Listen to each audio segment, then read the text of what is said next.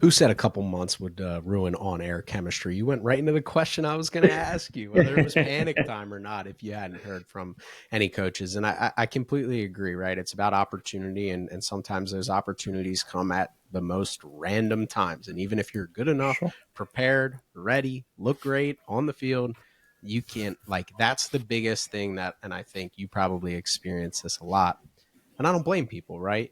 You want to steer the recruiting process, right? As the player, the parent, and things like that. You want to make a decision on your term. You want to make sure that you're going to these. So it's all happenstance, right? It all happens around when the coach identifies you, when they feel like they Yeah. want to push because they could like you on August 1st.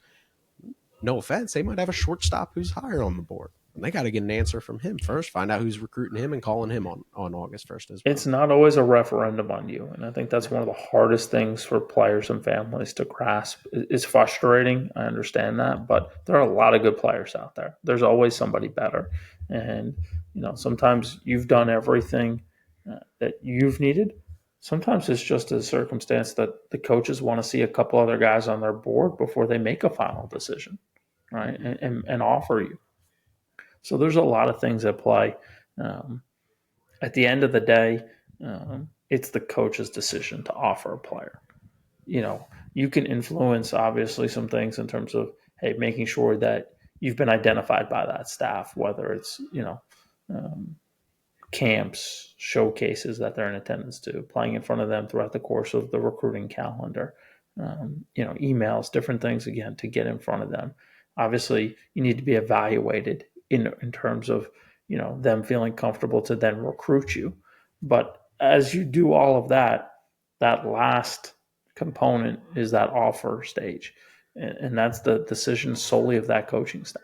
And um, they're going to move on a time frame and offer the guys that they feel best about having as part of their program. Mm-hmm. I think, to use an analogy, so many people think they are the sun in the recruiting process and it all revolves and they are the gravitational pull. The reality is the Sure. recruiting process is the sun and you're just in outer space hanging out there, right? Hoping Yep. for your opportunities to be presented to you. And it starts with the coaches. And again, you're never going to be able to tap into the mind of what a coach exactly thinks about you at that point in time, but it doesn't mean that you're wrong in your interest. It doesn't mean they don't like you. Doesn't mean that they do like you if they haven't reached out, but it doesn't mean that they don't. The process just kind of is fluid. It comes at its own time, and just being patient, but still take, again, I think we said this all the time. We were going to make a shirt that said patiently proactive, right?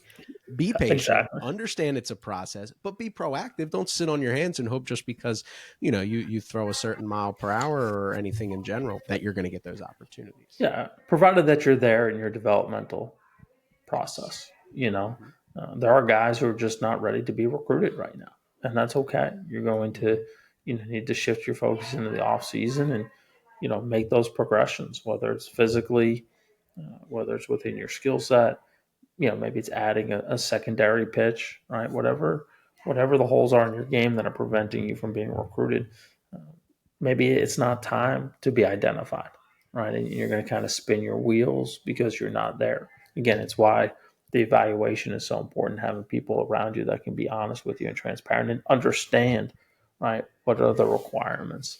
Everybody's timing is different in that point. Every year we have guys who end up as Division I commits that weren't ready for the process in the fall of their junior year. So you just need to be patient. You need to understand where you're at, run your own race, and um, be committed to your journey and not trying to just do things because it's what others are doing. Yeah. Well, my favorite thing to say is if you're good enough, they're going to find a spot for you. As roster sizes shrink, scholarships become readily available. If you show up on their campus in August of your freshman year of college and you're 95 to 97 in the strike zone, they're going to be like, who are we getting rid of? Because you're on the Sure, team, right? So the sure. recruiting process is no different, right? If you pop at a certain juncture and you're good enough to play at said school, they're going to find an opportunity for you. Now, spots are limited, and that is a rare case. It doesn't happen the way I'm explaining, where a kid just comes out of the ground 95 to 97, but it's about understanding that the process is where if you're good enough to play at a said school, we're going to find an opportunity for you, and schools are usually going to be open to it, even if it is, again, I'm sure you had some 2026s who committed this past August to Division I schools, right? Absolutely. Yep. Absolutely.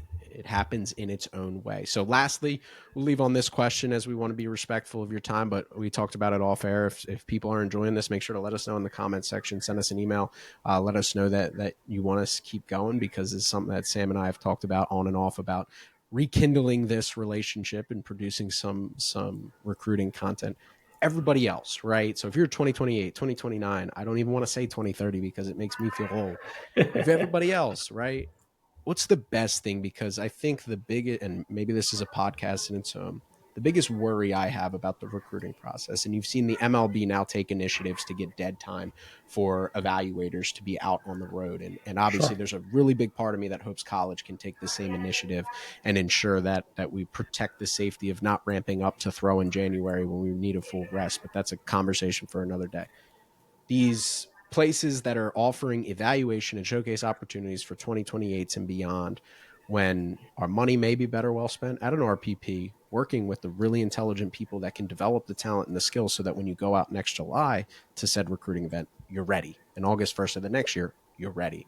Talk a little bit about what everybody else should be focusing on, especially those that aren't physically checking the boxes necessary to be the level of recruit that they expect at that time. Yeah, I would say for an advanced 2028, so somebody who's on that, early trajectory in their recruiting process, maybe getting to a camp or two in the next few months does have some value. It puts you on campus. You start to hear some messaging. I think in this, landscape where August 1st is the start, sometimes you can get a little bit sped up. So starting to do some due diligence things uh, earlier in the process, I think has its benefits. But again, that's probably 1% of the 2028 population out there. I think the others, I think fall ball, particularly in the northern climate, I think is valuable because we have less game time. So getting some additional innings, some at bats, I think has you know um, tremendous value in terms of your development. Right, it's hard to replicate a game setting, but I also think by the time we get to mid October and it's 40 degrees on a Sunday, like probably not the best place, in time to spend your your weekend. So I think getting through the course of the first few weeks of the fall ball season is good. Definitely having a game plan right now of what you're doing in the weight room as they build up towards the off season is critical. And then really at this point, you should be mapping out what November, December, January, February look like, and having a concrete plan in terms of what you're doing on a 6-day work week to maximize the off season ahead. Certainly for any player in high school, and that's obviously going to vary a little bit based on where you are in your growth cycle. But as we talked about, the process has gotten super competitive. You need to be a complete player. A lot of that evolution happens in the off season. 100%.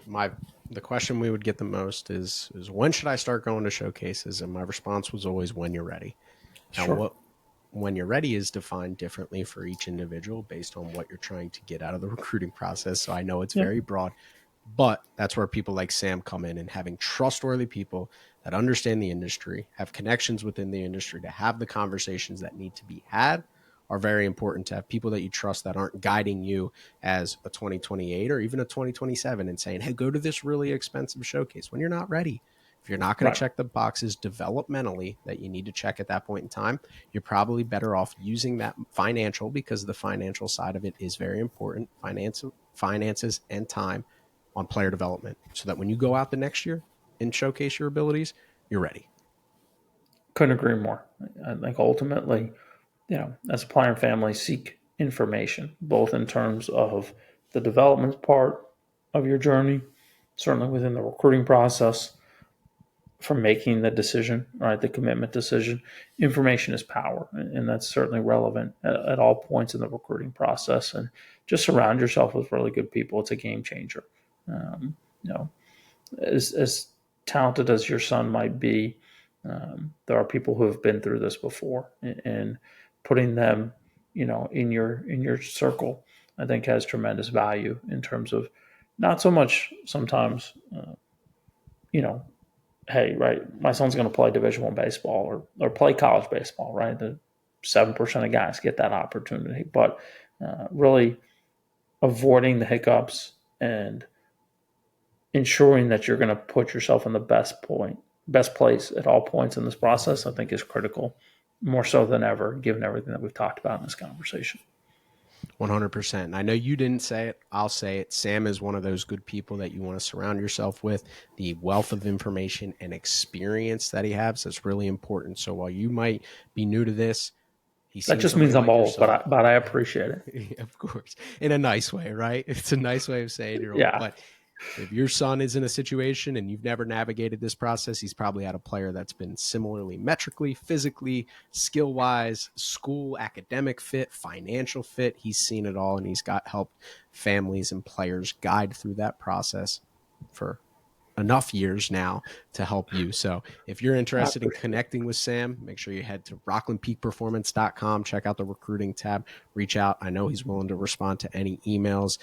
Like I said, this is going to be something that we might not come out in full podcast form, but we're at least going to offer some insights occasionally as we go through the off season to provide information, especially for those families entering the 2027 spring, looking for guidance through the recruiting process. So make sure you smash that subscribe button and follow Sam on all social media channels, connect with us, and we can help you in any way. We're not going to sit there and guarantee that we'll reach out to the school of your dreams and connect you, but from a question and answer standpoint, you want a question, we'll provide our best answer and our best take on the perspective of the landscape. So Sam, I For really sure. appreciate it.